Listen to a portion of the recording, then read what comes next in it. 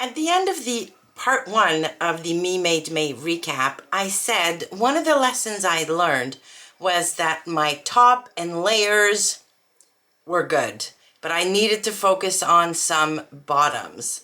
So in the second half of the month, I focused on looking at what bottoms I had and trying to pair those with tops.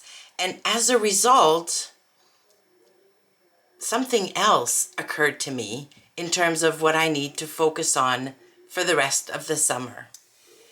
Hi, if you're new here, my name is Izzy, and on this channel, I just love to share what I'm learning in my hobby of sewing, and then, everything else that comes along with it. My makes, my plans, all of that good stuff. So, if you haven't watched part one of my Me Made May recap, I'm going to link to it up here so you can have a look at that before we jump into part two. Now, part two is basically days 14 or 15 up until the end of the month. It's also when I did my seasonal changeover, so basically stored all of my winter garments and took out all of my summer stuff. And I also continued throughout the month to put up a daily short talking through the outfit I'm wearing, first impressions, that kind of thing. By the way, if you've been watching the daily shorts, thank you so much. I've gotten such great feedback on them, and they've been a lot of fun. Now, today is June 1st as I'm filming this.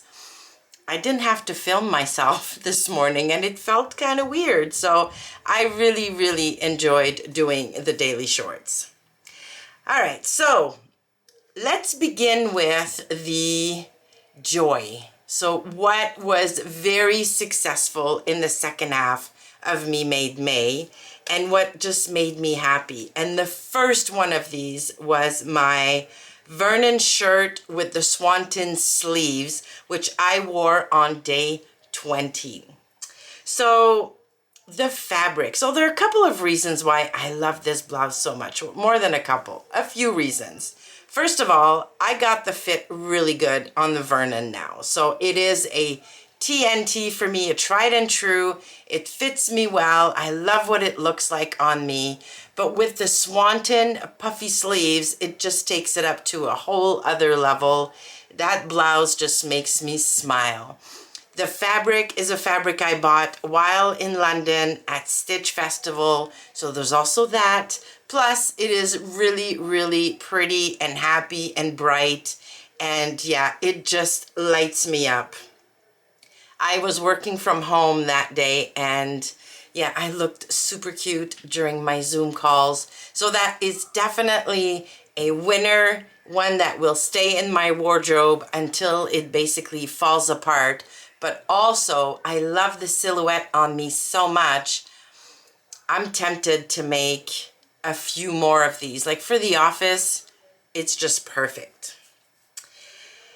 Another big win was on day 29 when I wore my black Brattle top by Cashmerette with my red linen lane pants by Sid Graham. The whole outfit is just me. It's polished, it's understated, because although the pants are red and bright red, it's not a print. And the black top just quiets everything down, and it's fun. It's a fun red. It's a fun silhouette with the knot on the tee at the waist, and the fact that there's a cute little knot or twist at the waist means that my top doesn't go over the drawstring, creating like a little bunching there. So yeah, the whole silhouette of this outfit is just so good. Also, I need to make more Brattle Tees because I absolutely love, again, how it fits me, like most Cashmerette patterns.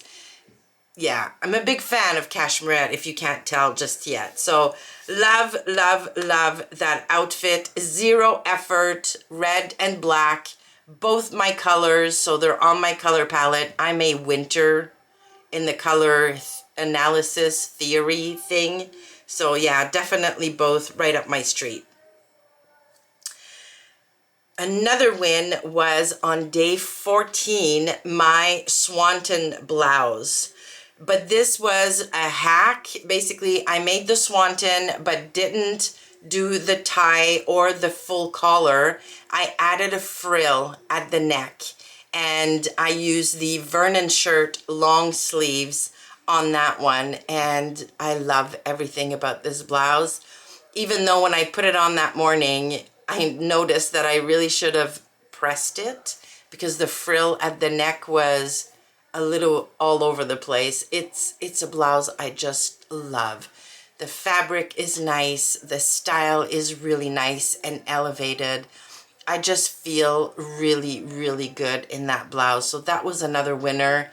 So the Swanton Vernon combo is emerging as a huge win for me. So I need to try more of those, definitely. So those were the big, those were the big wins for the second part of Me Made May.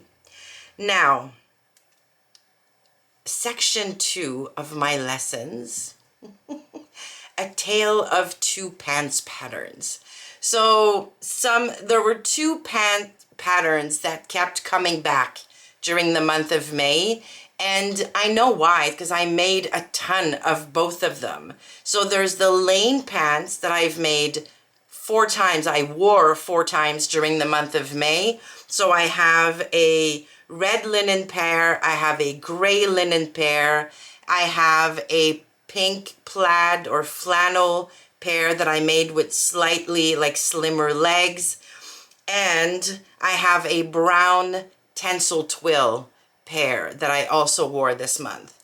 I love all of them, absolutely all of them, and they're all great for spring, summer, fall. So the seasons where you're wearing shoes, it's not snowing yet, there's not slush all over the ground. So I don't know, well, I do know, I would never wear a pair of lane pants in the winter with winter boots and the bottom of my pants like in the snow and stuff. That's just not practical here. But boy, are they good for the milder season. So all 4 pairs I wore, I love. I'm keeping them all, and there will likely be more, just saying. The other pattern I wore or tried to wear a ton were the Luna pants by Made by Ray. Now these were less successful, but that is not because of the pattern, because yeah, I love the pattern. They typically fit me just fine. And when I made those, so I wore 2 pairs, or tried to wear 3 pairs of Luna pants this month. So a bright pink pair, a navy pair, and a black linen pair. The black linen pair was one of my very early versions of the pants, and there were a few adjustments I really should have made, and I didn't. I didn't know about them at the time. I made those pants probably 3, maybe even 4 years ago. It was 3 years ago. It was 3 years ago. So they don't fit me really well. I don't like how they hang on me. I'm probably going to end up donating those because, yeah, I don't love them. The navy and the pink pair, I love them. They have all the adjustments I need. The only thing is I made those a couple years back, and my body has changed since then, and they're a little bit snug, so that when I sit down, they are not comfortable at all. So I basically, both days that I wore those Luna pants during the month, I ended up taking them off at lunch after eating my lunch because they were just no longer comfy at all. Now, am I going to get rid of them? Because typically I don't keep clothes in my wardrobe that don't fit me. I just don't. I'm going to make more. If I lose weight or gain weight, I don't keep anything that doesn't fit me.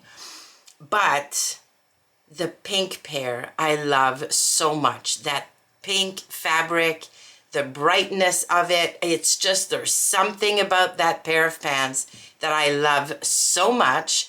I'm going to keep those because I am trying to get a little bit healthier in terms of controlling my blood pressure, controlling my cholesterol levels. So I am exercising more, snacking a lot less. So I'm hopeful that before the end of the summer, I'm going to be able to get back into my pink pants comfortably. So I'm holding on to those. But the navy and the blue, I can get navy fabric anywhere, as well as black. So I'm going to get rid of those two. So I thought it was funny that on the one hand, I had a ton of lane pants that I loved that fit me perfectly. And then I have a few Luna pairs that were older, mind you, that just no longer work for my body.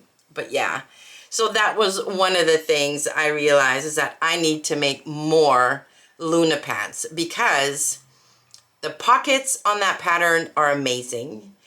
I love the shape of the leg on the Luna. So they are straight legs. They're not wide. They're not tapered. They're just perfect. They're elasticated waist.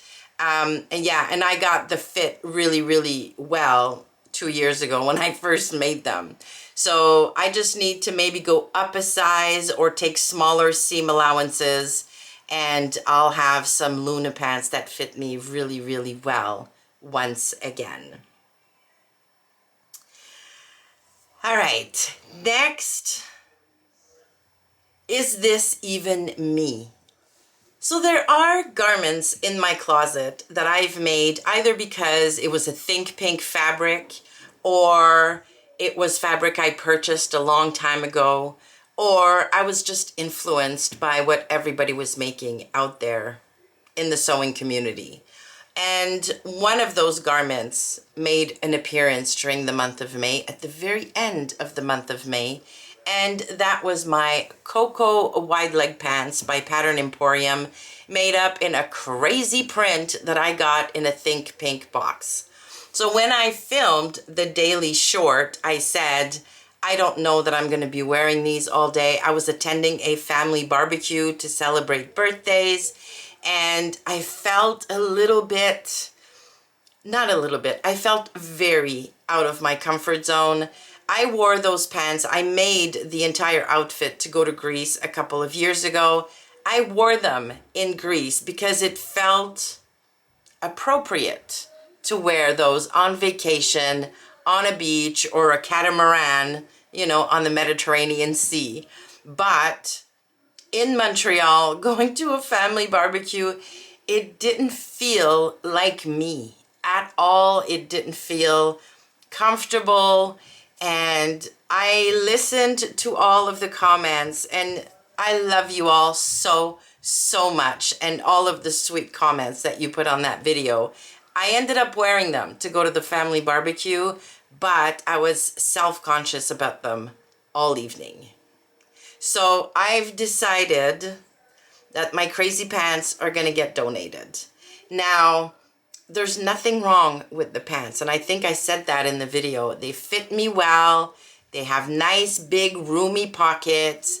The fabric is absolutely gorgeous, and it's a rayon, so they're floaty, they're comfortable, but again, they're just not me. So I'm donating them, but I'm gonna make some more of those pants because yeah, they're really, really good. So the lesson here for me is just to listen. Sometimes it's hard to make the difference or understand or see the difference between this is not me, I don't love this, or this is taking me out of my comfort zone and that's good for me, so let's try it. So definitely these pants, they're just not me. I'm more than willing to try new things and yeah, to discover new patterns, new fabrics, new styles, new silhouettes. But yeah, these pants are just not working for me. So they're gonna get donated, and there's nothing wrong with that. All right. One of the things I discovered when I did my seasonal switchover, and that was really interesting to me. I don't know what I'm going to do about it yet, but that's definitely a note I made to myself. When I switched all of my winter garments, brought them downstairs in storage, and brought all of my summer stuff upstairs, I realized that I really don't own a lot of bright colors in my winter wardrobe. So my winter wardrobes in terms of bottoms, layers, sweaters is full of grays, blacks, whites, burgundies, navies. Like it's very, very understated. So my 3 style words are polished, understated, and fun. And I'm now realizing that my winters are very understated, but my summers are fun. So, and maybe there's nothing wrong with that.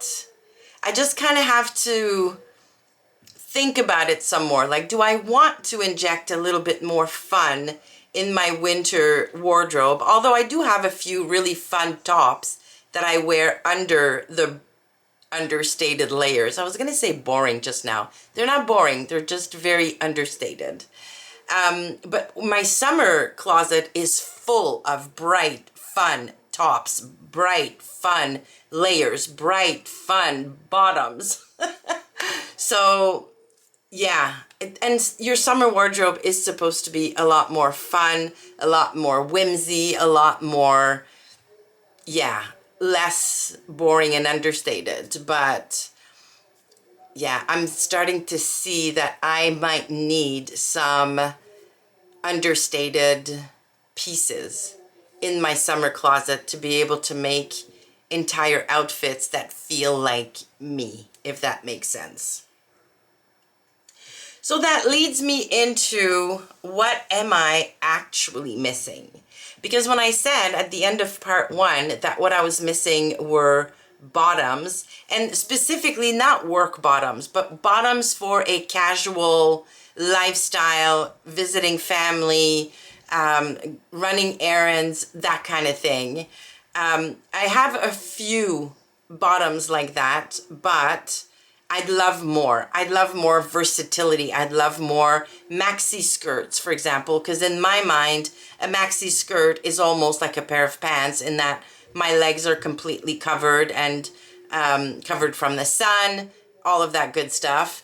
So I'd love more versatile bottoms, but also I need plain, understated tops, woven t-shirts, knit t-shirts in white, in a plain navy, in a plain green, that kind of thing. I have a lot of tops that are very bright, like this one, for example.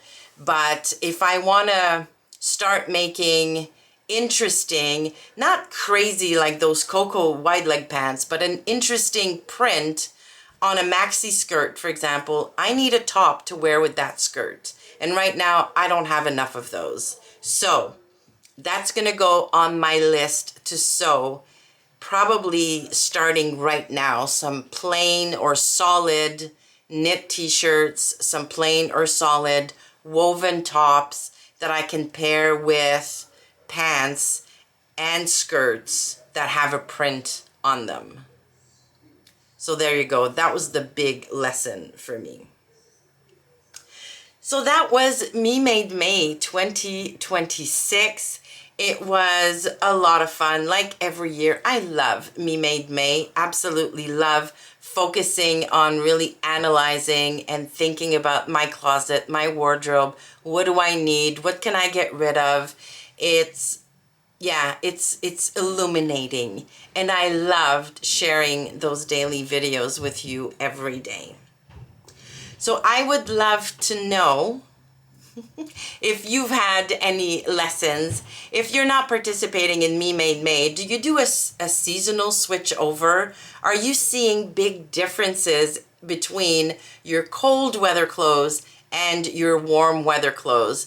I'm hoping I'm not the only one who's a little more adventurous with her colors when the sunshine is out. So yeah, let me know in the comments below. Thank you so much for watching. Please give the video a like on your way out if you liked it. Subscribe to the channel, and I will see you soon.